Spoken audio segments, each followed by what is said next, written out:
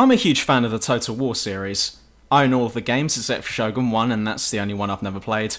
But years ago, as I played Empire Total War, I remember thinking during one of the battles, you know, I think I'd give my left hand for there to be a game where you could go into one of these battles and fucking shoot some muskets. Well, the closest thing I was first promised as a first-person Total War game was announced about 2 years ago when the makers of Far Cry claimed that they were making a game that would be first-person, and that you play as a Roman soldier, and it'd be fully Connect, and that it'd be awesome and only cool people would play it. And it was going to be called Rise, spelt with a Y instead of an I. Why? Exactly. And we all know the outcome of that story, don't we? Well, I find myself thinking about this now distant memory as I received through the post a copy of Darkest of Days. Darkest of Days could well have been the greatest game of all time, but ended up falling flat at the first hurdle for several reasons.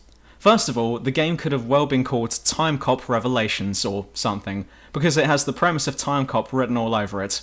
And you may think that that was a pretty decent film, in which case you better stop drinking those sulphur margaritas before you do any more damage. Massive spoiler alert here, as I'm pretty much going to tell you the whole plot. You played the part of a... Actually, I can't remember his name. You're a part of General Custer's army during Custer's last stand, and thankfully not Custer's revenge, and as such, you get buggered harder than an attractive choir boy after a Sunday service. But as you lay there with a fucking arrow in your chest, slowly dying, a force field appears and a time traveller wearing a cowboy hat, because what else would he be wearing, comes out and drags you into the portal. You're brought to the later half of the 21st century and told that you're now working for a company that deals with time travel. Did you get that impression? It turns out that time travel is as common as the iPhone, and there's probably an app for that on there as well. And as such, load of random dickheads from a company that we suspect is our own company in the future, but because they're opposing us, let's be creative and call them the opposition, are going back in time and fucking everything up. Well, just the time stream and our plans, not the attractive choir boys this time. All of which is somehow noticed by the company that you work for, which raised two questions straight away for me. One, how is it that you know something has changed in the past, unless you're Mystic Meg, of course? And two, if something in the past was changed, then how... Wait, didn't I have an arrow sticking out of me a second ago? What's happening with that? Am I still gonna die?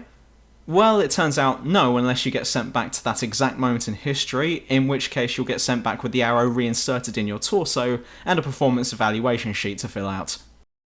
Well now, you and the cowboy, who I think is called Dexter, who was a New York firefighter who was gonna die during the 9/11 attack, but thanks to the wonders that is plot convenience, managed to get portaled out in time, to which everyone just kind of forgot who he was, must go back in time and try and find someone because the objective marker says so.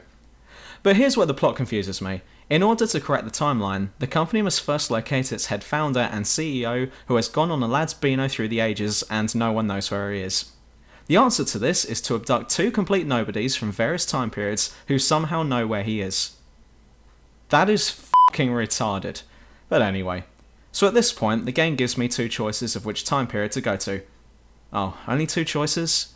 Well, I suppose more will come up along the way, I thought, as the game looked into nothingness, going, Well, the choices that I was given were either the Russian front during the First World War. Ooh, trench warfare, sounds good. Providing, of course, it's exactly like the image in my head, and it'll look like the Battle of the Somme, to which the game continues to go, but slightly louder. But then I saw the other option, the Union Army during the American Civil War.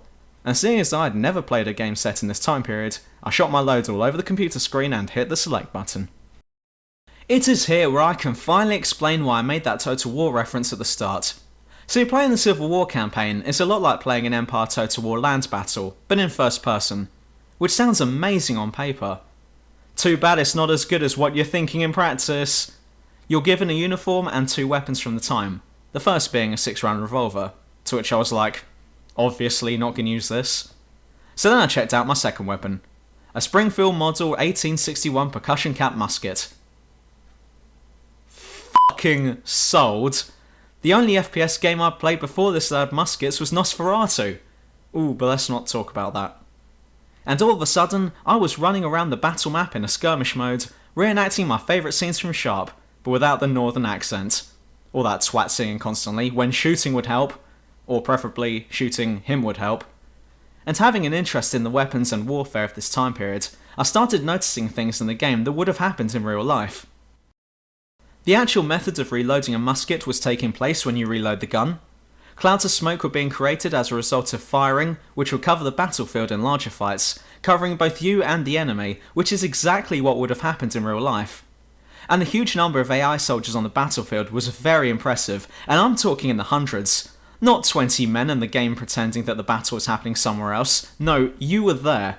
And in one level, you're actually on the front line, firing volley after volley, while all the while I was frantically jerking off to. Well, almost but not quite. See, there's a few recurring problems with this gameplay here that seems to follow you around like a pungent fart. Each level is huge and open, and at first you're given the impression that you could go off in any direction and make your own way to the objective. Yes, I know there's a Confederate outpost up ahead, but why would I attack it with just little old me when I could flank around this hill and f*** them off?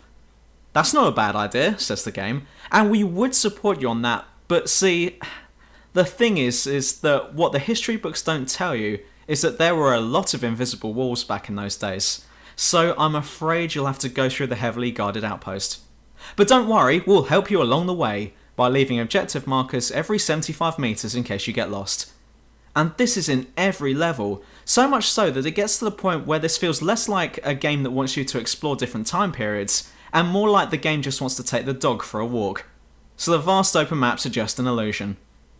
You know what else is an illusion in this game? Stealth mechanics.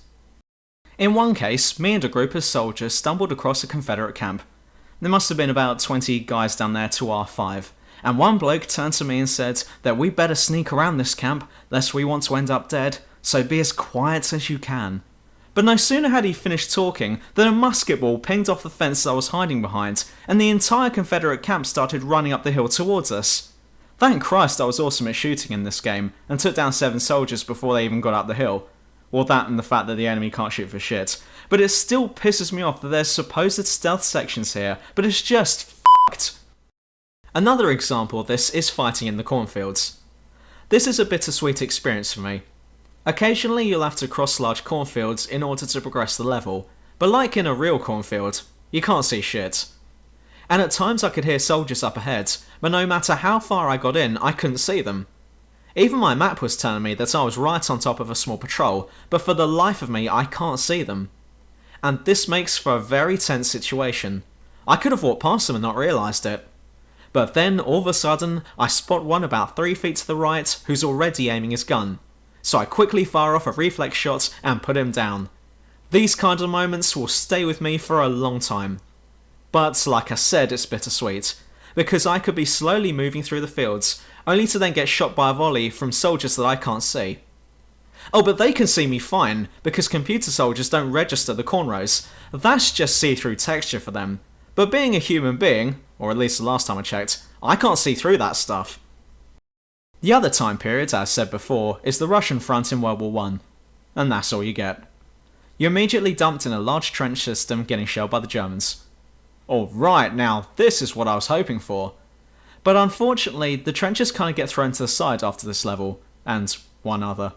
And this part of the game becomes Call of Duty 2, except without the mustache. Actually, Call of Duty 2 is better than this part because it's also set in Africa. So here you'll do what most bland shooters ask you to do. Man a turret here, go to an objective marker there, and then after the trench part, it's back to the open maps, and your mission is to go down this road and shoot a German. I've been informed by a friend that the Eastern Front didn't use that many trenches, but still, all of this gets boring. World War I was a stagnant war, and it feels much more fluid here. But occasionally, and the Civil War part is guilty of this too, I'll complete an objective, but then Cowboy Man will appear and tell me that, actually, I've just changed the course of the war, which isn't supposed to happen, because the Germans are about to launch a massive attack in which, in reality, the Russians are supposed to push them back, but now because of me, they're about to receive a formal invite to the River Styx.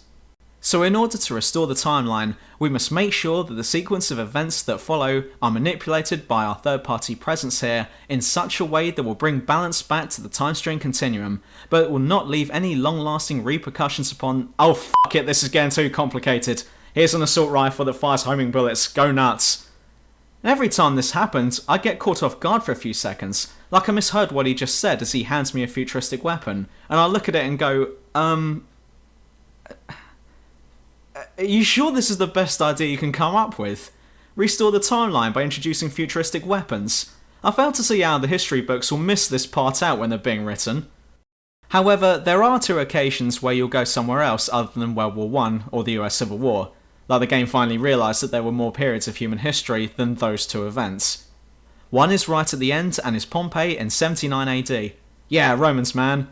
And this is the time when Vesuvius was erupting, giving the level an urgent feeling of getting the job done quickly before we all get covered in ash. The level was okay, but it focused on a high-tech battle between the 2 time-travelling companies, though the town citizens do get in the way often, and it did make me laugh when a cohort of Roman town watchmen came charging towards me in formation, and I quickly killed them all with my futuristic flamethrower with infinite ammo. But what annoyed me about this level was the design. Going around the town was alright, but you won't really stop to admire the view because there's shit to do. But after I finished playing the game, I found out on an online article that the developers had actually reconstructed Pompeii exactly as it would have stood back in Roman times. Well, that's a big thing missed. That'd be like Christ's crown of thorns being kept in the cleaner's cupboard in the Vatican. The other place you go to is war-torn Poland during the 1940s. There are 3 levels here. The first is a rescue mission, but after this goes tits up you have to escape and end up getting captured by the Nazis. What follows is a level that can be taken one of 2 ways. You end up getting sent to Auschwitz, or at least I think it was because the entrance looked almost the same, just like in the rail track going through the centre. Now, on the one hand, this can be taken as tasteless and inappropriate, especially when there are still people alive today who were there, and so this becomes a touchy subject. But on the other hand, this is fucking awesome. How many other games can you say you've played where one level gets you to be a POW in a Nazi concentration camp? Upon further thought though, you'd probably come to the conclusion that it'd be a boring level, but Darkest of Days manages to make it exciting. You start off falling into line with the other prisoners and walking into the camp, getting beaten and bashed by every guard that you pass by, though I did notice that all the beatings were coming my way and no one else was getting any. But then you're about to witness the execution of the dude you were trying to save in the last level, but then Dexter shows up disguised as a Nazi, who hands you a gun, then a flare goes off and all hell breaks loose. And what follows is a pretty standard, but totally awesome considering where you are at the time, escape in which all the Nazi guards get killed and the prisoners free themselves and scatter to the wind. I have a hunch though that this never occurred in real life, but despite this I did feel that this level was done in good taste. Like I said, all forms of brutality was directed solely towards the player. The camp feels more like a POW camp than a forced labour or death camp, and I don't think I ever saw any Jews or Gypsies come to think of it. Aside from that, there isn't much else to talk about. You'll occasionally come across people with blue light around them, and you're not supposed to kill them because they're important historical figures. And God forbid, we wouldn't want to change history now, says the game as it gives me another high-tech shotgun. You're not supposed to kill these dudes, so you can either throw a golden snitch at them so they fall over, or, and this works just as well, shoot them in the knees. Not killing them will grant you more points to spend at the end of the level on weapon upgrades. So, if I kill them all I won't get any points? No, you still get 2 points at the end, but the opposition force will get spawned in and kick your ass. Oh, so my punishment for changing the timeline is death. You know what, I think the opposition company does a better job at keeping the timeline secure than us. Their job is to go back in time and kill the person who's fucking everything up. Our job is to go back in time and run around with futuristic guns fucking everything up. This game does have strengths and weaknesses. Standing at the front of a Union battle line, firing volley after blind volley at an enemy squadron who you now can't see because of all the smoke, praying to Gaben that you don't get shot whilst the dude next to you gets killed, is a definite strength. Having the plot partially explained by some dude at the end of the game, and then Rodeo Romeo, cowboy god from head to toe, turns to you going, well, what do we do now, before cutting to the credits, is an obvious weakness. Make the game completely open world, with proper stealth mechanics this time, a more developed plot, and loads more battle scenes, then this could be the best game ever made. And whilst this is a guilty pleasure for me personally, if you find both a watered down version of World War I or the US Civil War as a turn-off, then don't go for it. But if you're looking for something new that tries to impress you, then Darkest of Days could be your next order. Sometimes I think this life is killing me. I swear it's killing me.